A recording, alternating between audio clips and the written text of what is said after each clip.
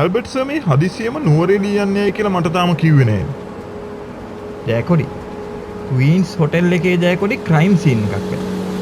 Scene එක murder එකක්ද suicide එකක්ද කියලා තවමත් කන්ෆර්ම් වෙලා නැහැ. ඒත් සර් මේ තරම් හදිසියකින් යන්නේ? ජයකොඩි ක්වීන්ස් හොටෙල් එකේ මැනේජර් අතුල සිරිමයන් කියන්නේ ජයකොඩි ඉස්කෝලේ යන කාලේ මගේ හොඳම යාළුවා. දැන්නේ මට තේරෙන්නේ සර් සීන් එක. මේ සිද්ධියෙන් හොටෙල් එකට වෙන අපකීර්තියෙන් හොටෙල් එක බේරගන්න තමයි සර් මෙච්චර ඉක්මනට නුවරඑළිය යන්නේ. ඒක ඇත්ත ජයකොඩි. ඔය අතුල මං ඉස්කෝලේ යන කාලේ මට කැන්ටිමෙන් කන්න සල්ලි නැතුව ඉන්න හැම දවසකම මට කන්න අරන් දීපු කෙනෙක්. ඒවා මට කවදාවත් අමතක වෙන්නේ නෑ ජයකොඩි.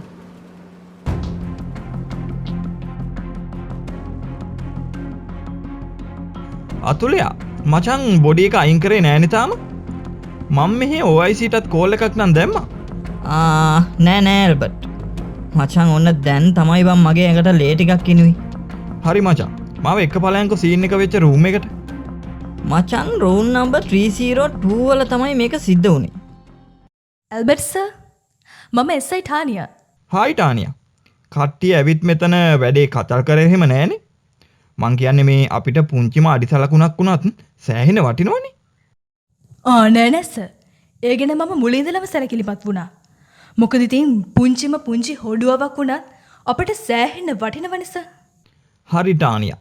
ඉතින් මට කියන්න බලන්න ඔයා මෙතනදී හොයාගත්ත දේවල්. සර් මේ මිනිස්සයා බිස්නස්මන් කෙනෙක්. මේ හොටෙල් එකේම හෙට තියෙන බිස්නස් මීටින් එකකට තමයි සර් මිනිහා ඇවිල්ලා තියෙන්නේ. මට සර් මෙයා ළඟ තිබිලා ඉන්විටේෂන් එකකුත් හම්බ වුණා. එතකොට මෙයාගේ නම ගම එහෙම? සර් නම රේමන් සමරදිවාකර වයස 62යි පදිංචිය මහරගම. එතකොට ටානියා මරණයට හේතුව මොකක් කියලාද ඔයා ගෙස් කරන්න? සර් ඩොක්ටර් නාරද වීරසිංහ හැවෙත් ගියා මීට පැය එකමාරකට විතර කලින්. එයා ගෙස් කරන්නෙම මෙයාගේ ඇඟට විසක් ඇතුල් වෙලා කියලා සර්. හැබැයි ඉතින් කටින් කියලා බින්දුවක්වත් වැටිලත් නැහැ. මරණ සිද්ධ වෙච්ච වෙලාව උදේ 11 වගේ වෙන්න ඇති කියලා තමයි ඩොක්ටර් ගෙස් කරන්නේ. අපි ඉතින් කොහොමත් සර්විස් චෙක් කරනකන් තමයි හිටියේ සර් බොඩි එක යවන්න මේ දේවල් කන්ෆර්ම් කරගන්න. ටානියා ඩොක්ටර් නාරද කිව්වා නම් ඉතින් ආයේ ඒක අහන්න දෙයක් නැහැ. නාරද හරිම දක්ෂ ඩොක්ටර් කෙනෙක්. මාත් එයත් එක්ක ටික කාලයක් වැඩ කරානේ. හරි මට ටික වෙලාවක් දෙන්න මේ බොඩි එක චෙක් කරලා බලන්න. මල සිරුරත් ඒ අවට ප්‍රදේශයත් පරීක්ෂා කරමින් ඇල්බර්ට් විනාඩි 20ක පමණ කාලයක් ගත කළා. ජයකොඩි මට නම් මෙතන කිසිම කලබලයක් වෙච්ච පාටක් පේන්නේ නැහැ. අඩුම තරමේ ඩෙඩ් බොඩි එකේ සීරීම් පාරක්වත් පේන්නේ නැහැ. ඒ කියන්නේ සර් මේ මිනිස්සයාට බලෙන් වසපෝලා නෙමෙයි. ඔව් ජයකොඩි. ටානියා මෙයා ළඟ තිබිලා හරි මේ කාමරයේ තිබිලා හරි මොකොත් ලියුමක් එහෙම හම්බුන්නේ නැහනේ. මොකද තාමත් අපි දන්නේ නැහැ ටානියා මේක සුයිසයිඩ් එකක්ද මර්ඩර් එකක්ද කියලා. නෑ සර්. ලියුමක් තියා අපිට මේ රූම් එකේ තිබිලා වස කුප්පියක්වත් ඉන්ජෙක්ෂන් එකක්වත් මේ කිසිම දෙයක් හම්බුනේ නැති එක නිසා පුදුමේ. ජයකොඩි මේක අපි හිතුවට වඩා ටිකක් සංකීර්ණයි වගේ ජයකොඩි. අඩුම තරමේ තාමත් අපිට බැරි වුණානේ මේක මර්ඩර් එකක්ද සුයිසයිඩ් එකක්ද කියලාවත් හොයාගන්න. ඒක නිසා මේ මිනිස්සයාගේ ඇඟට මොන විදිහකින් මේ විෂය ඇතුල් වුණාද? ටානියා කට්ටියට ඇවිත් මේ බොඩි එක අරන් යන්න කියන්න දැන්. ෆින්ගර් ප්‍රින්ට් ෆොටෝ එහෙම ගන්න ඇතිනේ. ඒ වගේම මෙන්න මෙතන තියෙන වතුර බෝතලේ අර ජෝකුව අර වීදුරු දෙක ඒ සේරම යවන්න චෙක් කරන්න. එතකොට ටානියා මොකද CCTV වල තත්ත්වේ? මං දැක්ක එළියේ ලොබි එකේ CCTV කැමරා එකක් තියෙනවා. ඔව් සර්. මම ඊයේ මිස්ටර් රේමන් රූම් එකට ආව වෙලේ ඉඳලා අද උදේ 11 මාර වෙනකන් CCTV චෙක් කරා. සර් මිස්ටර් රේමන් නම් රූම් එකෙන් එළියට ගියේම නැහැ. හැබැයි සර් ඊයේ රෑ ඉඳලා අද උදේ 11 මාර වෙනකන් කීප දෙනෙක්ම රූම් එකට ආවා ගියා. කීප දෙනෙක්ම කිව්වේ ටානියා? මම ඔක්කොම ලියාගෙන තියෙන්නේ සර්. පොඩ්ඩක් ඉන්නකෝ. සර් මිස්ටර් රේමන් රූම් එකට ආවේ ඊයේ හවස 5:40ට. එතකොට සර් අද උදේ 7 වෙනකම්ම රූම් එකට ඇතුළු වෙන්නේ එකම එක පාරක් රූම් බොයි කෙනෙක් විතරයි. ආයෙ සර් අද උදේ 7ට තව රූම් බොයි කෙනෙක් යනවා. එයා කලින් ගියපු කෙනා නෙවෙයිද එතකොට? නෑ සර්. සර් උදේ 6ට ෂිෆ්ට් එක චේන්ජ් වෙනවනේ. ජයකොඩි අතුලට කතා කරලා මේ දෙන්න මේ හොටෙල් එකේම ඉන්න රූම් බෝයිස්ලාද කියලා කන්ෆර්ම් කරගන්නකෝ ඉස්සෙල්ලා. ඒ වගේම අද උදේ මේ රූම් එකට ඇවිල්ලා ගිය රූම් බෝයිව මං ගාවට එක්කන් එන්නකෝ විනාඩි 5කට විතර. Okay sir. ටානියා. තව කවුද ටානියා රූම් එකට එන්නේ? සර් අද උදේ 7:45ට මිස්ටර් රේමන්ගේ පාලිත කියලා යාළුවෙක් රූම් එකට ඇතුල් වෙලා විනාඩි 20කට විතර පස්සේ පිට වෙලා යනවා. එයාත් සර් මේ හොටෙල් එකේම නැවතිලා අර මීටින් එකට යන්න ආපු කෙනෙක්. තව කවුද එන්නේ රූම් එකට? සර් ඊළඟට රූම් එකට එන්නේ මිස්ටර් රේමන්ගේ ලොකු පුතා කෙවින්. එයාගේ පදිංචියත් නුවරඑළියමයි. 9:00 ඇවිල්ලා 10ට පිට වෙලා යනවා. ඒ කියන්නේ යස අගේට තමන්ගේ පුතාගේ ගෙදර නැවතිලා මේ මීටින් එකට එන්න පුළුවන් කමක් මිස්ටර් රේමන්ට තිබුණා. අනිවාර්යයෙන්ම සර්. හොටෙල් එකේ ඉඳලා විනාඩි 20ක විතර දුර තියෙන ගෙදරට. එතකොට මිස්ටර් රේමන් මොකද එහෙ නැවතුනේ නැත්තේ? අද උදේ හදිසියෙම මොකද කෙවින් රූම් එකට ආවේ? ටානියා මිනිහා දැන් හොටෙල් එකේ ඉන්නවද නැත්නම් ගෙදර ගිහින්ද? මොකද මට මිනිහාගෙන් ප්‍රශ්න කරන්න ඕන. සර් මම බලන්න. බලලා මිනිහව එක ගෙනෙන්නම්කෝ. මේ ටානියා කෙවින් ගියාට පස්සේ වෙන කවුරු හරි මේ රූම් එකට ආවද? සර් රූම් බෝයි නම් 10:20ට විතර ඇවිල්ලා විනාඩි 5කින් විතර පිට වෙලා යනවා. ආයෙත් සර් මිනිහා 11:45ට විතර ඇවිල්ලා විනාඩි 3කින් බොහොම කලබලෙන් පිට වෙලා යනවා. එතකොට මිස්ටර් රේමන් රූම් එකට ආවට පස්සෙම මේ රූම් එකෙන් පිට වෙලා යන්නෙම නැද්ද ටානියා? නෑ සර්. මිස්ටර් රේමන් නම් රූම් එකෙන් එළියට යන්නෙම නෑ. හරි ටානියා.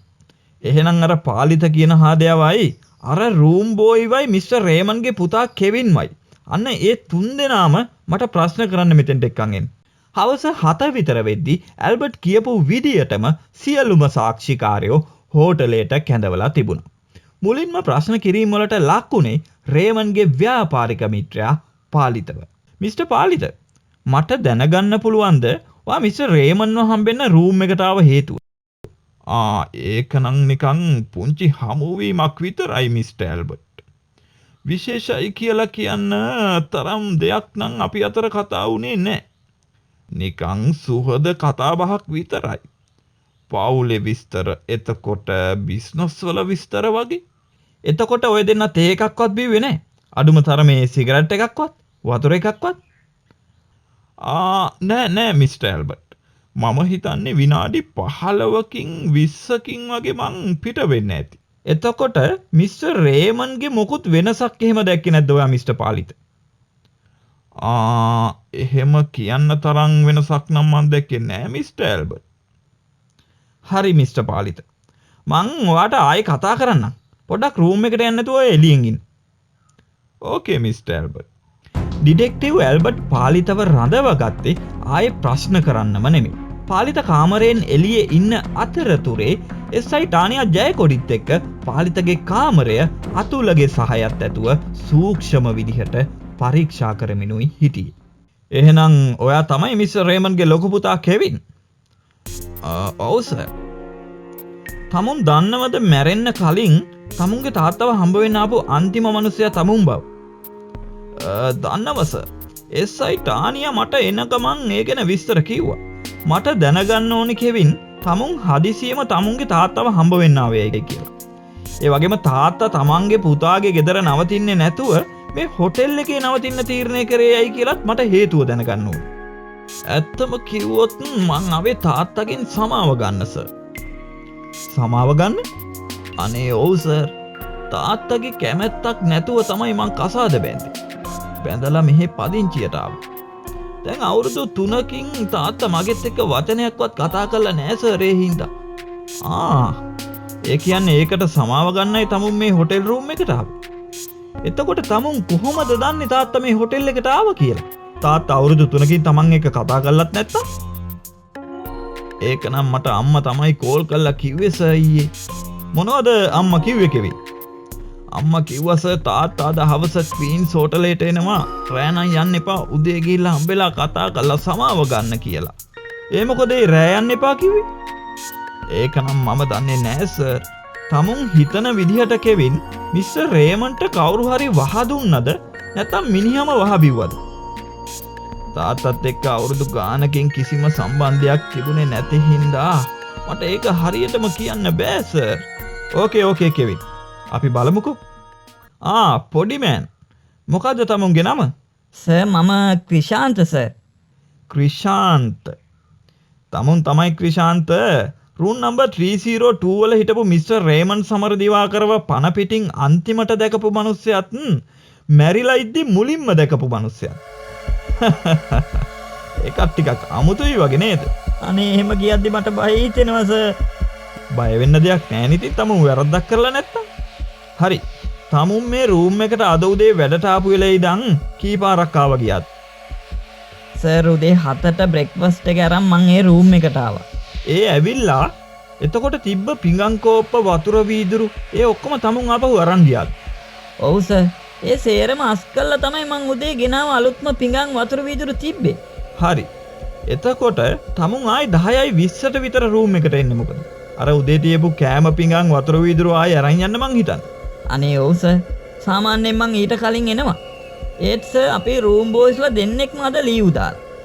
ඒකයි සර් එන්න පරක් වුනේ. එතකොට ඒ ටික ගත්තා ගියා. එච්චරයි. මේ ඔව් සර්. ඔව්. ක්‍රිෂාන්ත දන්නවනේ මං කවුද කියලා? මං දන්නවා තමුන් මට මොනවා හරි හංගනවා කියලා. මාව යකෙක් නොකර ඇත්ත විස්තරේ කියනවා මිනිස්සයෝ. නැත්තම් මං දන්නවා තමුන්ගෙන් ඇත්ත එළියට ගන්න විදියක්. අනේ සර් මං කියන්නම් සර්. අන්න එහෙම එනවා. හරි. කියනවා කොහෙන? මං රූම් එකට එද්දි රේමන් මහත්තයා ටිකක් අමුතු වෙලා හිටියේ සර්. අමුතු වෙලා? ඒ කිව්වේ? එයා ගොඩක් කලබලෙන් වගේ හිටියේ සර්. උදේ දැක්කට වඩා හරි වෙනස්. මූණත් සුදු මැලි වෙලා. හරි ඉතින්. තමුන්ට ඒක මගෙන් හංගන්න තරම් දෙයක් නෙමෙයිනේ ක්‍රිෂාන්ත. තව මොනවා හරි දෙයක් තියෙන්නම ඕනි. තියෙනවා සර්. රේමන් මහත්තයා මගේ අතේ රුපියල් 5000ක් තියලා කිව්වා සර් ලියුමක් තියෙනවා ඒක තැපෑලට දාන්න කියලා. මාරු සල්ලි නැති හින්දා 5000 මාරු කරලා ලියුමක් තැපෑලට දාලා එයාට ආපහු 4000ක් ගෙනත් දෙන්න කිව්වා සර්. මොනවා? ලියුමක්? ඒක කාට ලියපු ලියුමක්ද? අනේ දන්නේ සර්. නම ඇඩ්‍රස් ඉංග්‍රීසියෙන්මයි සර් ලියලා තිබුණේ. යන්තම් ඉංග්‍රීසි ගැට ගහ ගන්න දැනගත්තට මට ඒ වගේ දෙයක් කියව ගන්න බෑ සර්. ඔක්කොම ඇඩ්‍රස් ලියලා තිබුණේ ඉංග්‍රීසියෙන්නේ. අනේ සර් මේ ඇත්තමයි සර් කියන්නේ. අනිත් එක ඉතින් මට ඒව වැඩකුත් නෑනේ සර්. හරි. ඉතින් ඊට පස්සේ මං කාටත් තොරෙන් තැපැල් කන්තෝරුවට ගිහින් ලියුමත් තැපැල් කරලා අර 5000 මාරු කරගෙන ඉතුරු සල්ලි රේමන් මහත්තයාට දෙන්න ආවා සර්. ඒ එද්දි තමයි මම දැක්කේ සර් රේමන් මහත්තයා ඇඳ උඩ වැටිලා ඉන්නවා. කතා කරාට උත්තර දුන්නේ නැති හින්දා තමයි සර් මං ටක් ගාලා ගිහින් අතුරු සර්ට කිව්වේ රේමන් මහත්තයා වැටිලා ඉන්නවා කියලා. ජයකොඩි. අද දවසට ඔය හොඳටම ඇති ජයකොඩි. අතුල කිව්වා අපි දෙන්නට රූම් එකක් ලෑස්ති කරලා තියෙනවා කියලා. හරිම මහන්සි. ගිහින් වොෂ් එකක් එහෙම දාගෙන පොඩ්ඩක් රෙස් කරමු ජයකොඩි. ඔව් සර්. හෙට ඔය රිපෝට් සේරම ආවට පස්සේ අපිට පුළුවන් වෙයි මේකේ අගක් මොලක් හොයාගෙන ඉස්සරහට යන්න. ඇත්තටම සර් අර ලියුමේ මොනවද තියෙන්නේ නැත්ද? සර් ඒක කාට ලියපු ලියුමක් වෙන්න පුළුවන්ද? සමහර විට සර් ඒක මිස්ටර් රේමන්ගේ අන්තිම කැමැත්ත වෙන්නත් බැරි නෑ නේද සර්? ඒක අන්තිම කැමැත්ත නම් ජයකොඩි. ඒ ලියුම යන්න ඕනි මිස්ටර් රේමන්ගේ ලෝයට. හෙට අර රිපෝට් වලත් සැක කටයුතු කිසි දෙයක් නැති වුණොත් අපි හැමෝටම මේක සුයිසයිඩ් එකක් කියලා පිළිගන්න වෙනවා ජයකොඩි.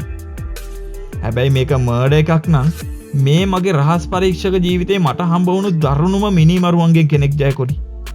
හරි. අපි හෙට වෙනකන් ඉවසලා ඉමුකෝ. ඉතින් යාළුවනේ ක්වීන්ස් හෝටලේ අබිරහස පළවෙනි එපිසෝඩ් එක මෙතනින් අවසන් වෙනවා. තවත් හරියටම පැය 48කින් ඒ කියන්නේ 2021 පස්වෙනි මාසේ 8 වෙනි සෙනසුරාදා හරියටම හවස 6ට මේ අබිරහසේ අවසාන එපිසෝඩ් එක ඔයාලට බලන්න පුළුවන්. ඉතින් කාටවත් හිතා ගන්නවත් බැරි මහා අරුම පුදුම අවසානයක් මේ කතාවේ අන්තිමට තියෙනවා. ඉතින් අමතක කරන්න එපා හරියටම අනිද්දා හවස 6ට ඩිටෙක්ටිව් ඇල්බර්ට් channel එකට subscribe කරලා bell සලකුණ click කරලා notification උත් on කරගෙන ඉන්න. අපි ඉක්මනින්ම හමු වෙමු.